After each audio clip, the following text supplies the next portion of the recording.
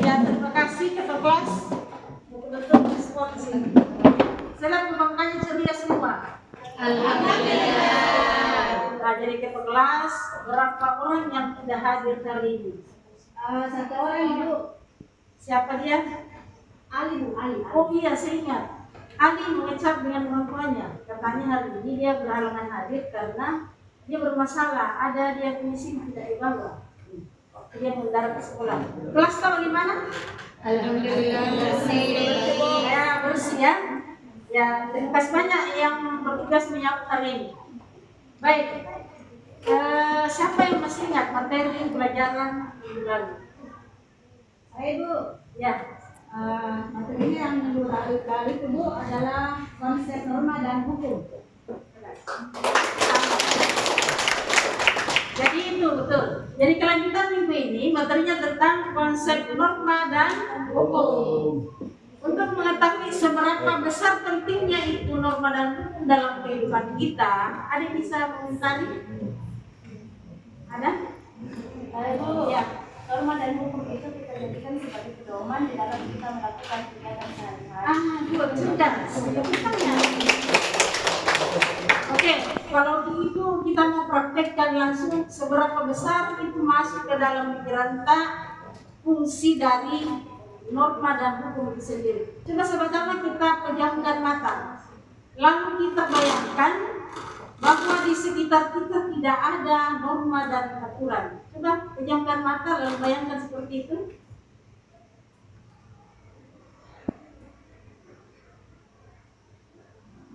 Oke, sudah. Ada yang terbersih di pikiran kita? Ada. Kira-kira apa? Perkelahian. Perkelahian. Perdebatan. Iya. Kalau begitu kita langsung masuk saja di videonya.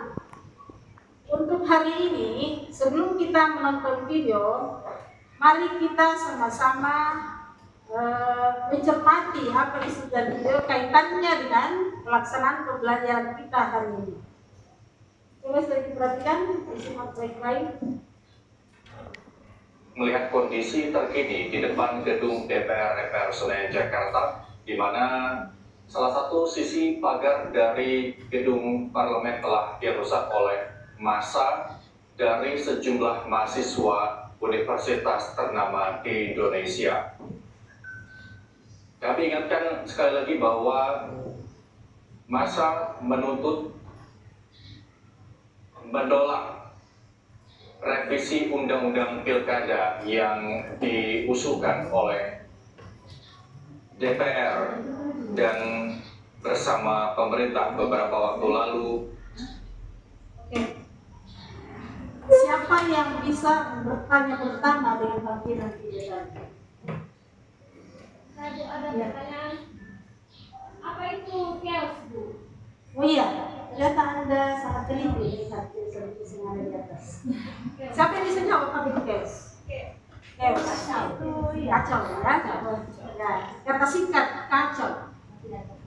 Ya, oleh peristiwa seperti ini saya nanti membawa Anda ke sebuah cerita ya, supaya kita sekaligus bergembira. Jadi ada cerita saya sebelum saya ke sini.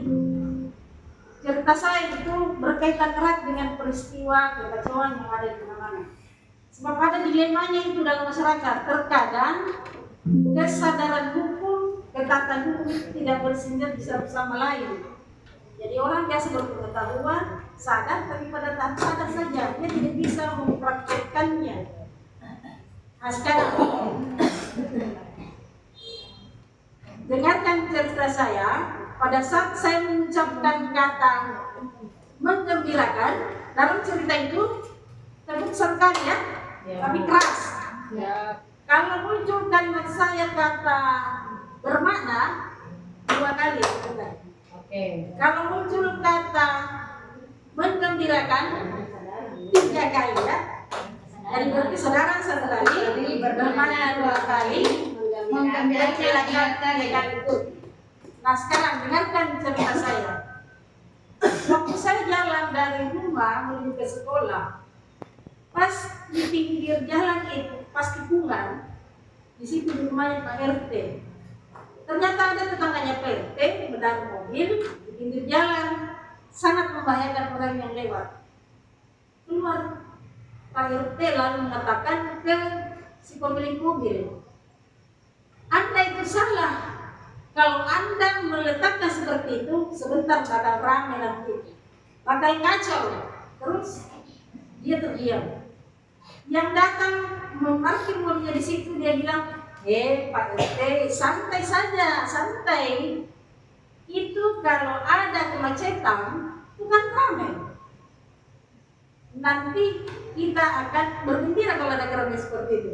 Nah, terus Pak RT terdiam lalu balik bertanya kepada pemilik mobil, Pak, itu hukum tidak diciptakan untuk rame-rame, tapi diciptakan untuk sebuah hal yang bermakna untuk kita. Kemudian Pak RT cerita lagi lanjut, apa yang menurutmu bermakna dalam hidupmu? Langsung balik yang punya mobil. Oh, kalau begitu Pak, sebaiknya saya membuat hal yang tertib untuk bergembira, begitu ya? Ini ceritanya.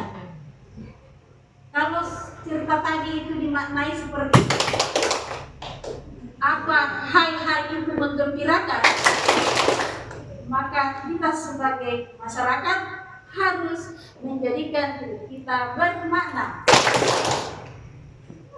Cerita selesai. Nah, lanjut ya. Sekarang saya mau Anda lebih mengimplementasikan yang Anda pelajari minggu lalu dengan hitungan. Setiap siswa menghitung pas 1, 2, 1, 2, gitu ya? Nah, sekarang pertama kita menghitung. 1, 2, 1, 2, 1, 2, 1, 2, 1, 2, 1, 2, 1, 2, 1, 2. 1, 2, 1, 2, 1, 2, 1. Oke, ada satu ganjil. Tapi sampel saja saya mau ambil ya. Yang nomor 1, bentuk kalimat, tapi dalam kalimat itu ada kata jika ya, kata jika, tapi kalimatnya harus dikaitkan dengan perbuatan baik. Ingat perbuatan baik. Contoh, jika saya membayar pajak, maka yang nomor 2 itu harus kalimatnya maka. Tapi ini kan rahasia, tidak dilihat kalimat yang kita buat kan. Coba kita berhayal. Kalau di nomor 2 disebut maka, Anda membuat kalimat maka. Contoh, maka pembangunan akan lancar.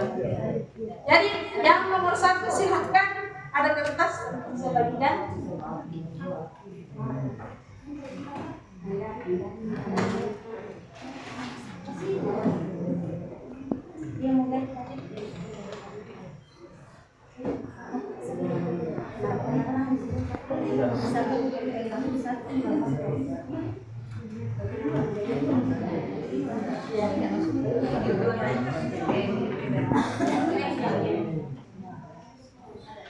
Saya nanti tunjuk namanya, baru yang nomor 2 namanya, baru kita cocokkan kalimatnya.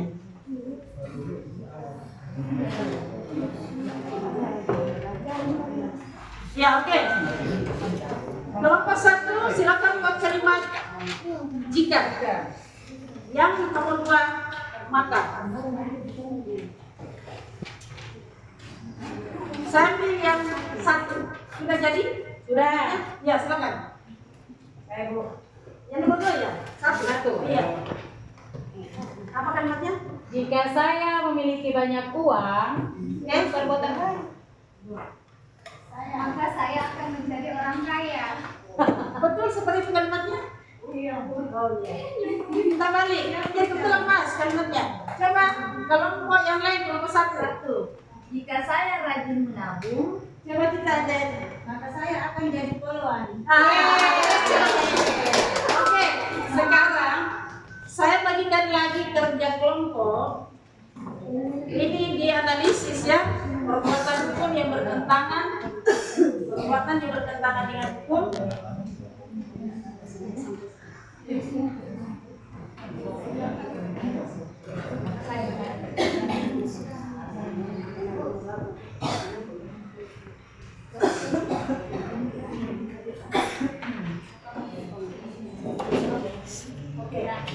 Itu silakan. Jadi tugasnya menjawab analisis itu, kemudian Anda implementasikan di dalam tata pikir atau infografis, lalu Anda upload ya. Oke Bu. Nah, cukup mewakili ada satu saja. Ada yang sudah selesai? Oh iya, silakan. Baik, kami dari kelompok 1 akan mempresentasikan hasil kerja kelompok kami. Jadi di sini kasus yang kami analisis yaitu mengemudi tanpa SIM dan menerobos lampu merah. Di sini jenis pelanggarannya melanggar lalu lintas, yaitu mengemudi tanpa SIM dan menerobos lampu merah. Kemudian Siapa yang mau tanggapi? Kelompok lain? Tanggapi langsung. Jadi menurutnya dia melanggar undang-undang lalu lintas karena dia membawa SIM. Siapa mau bicara tentang itu?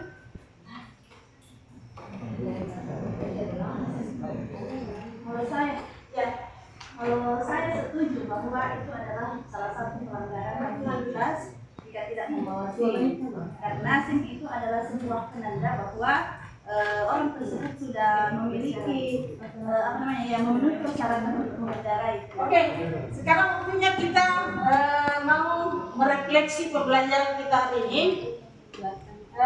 Siapa yang sudah merasakan apa yang Anda rasakan selama pembelajaran, Anda kasih pendapat saya. Siapa yang mau merefleksi bicara? Jadi sebenarnya ulangannya ini saya sudah kirim. Coba lihat di grup. Ada soal di situ. Ada tautannya. Tautannya itu dikerja sekarang, kemudian merefleksi. Ya, siapa seorang? Oke.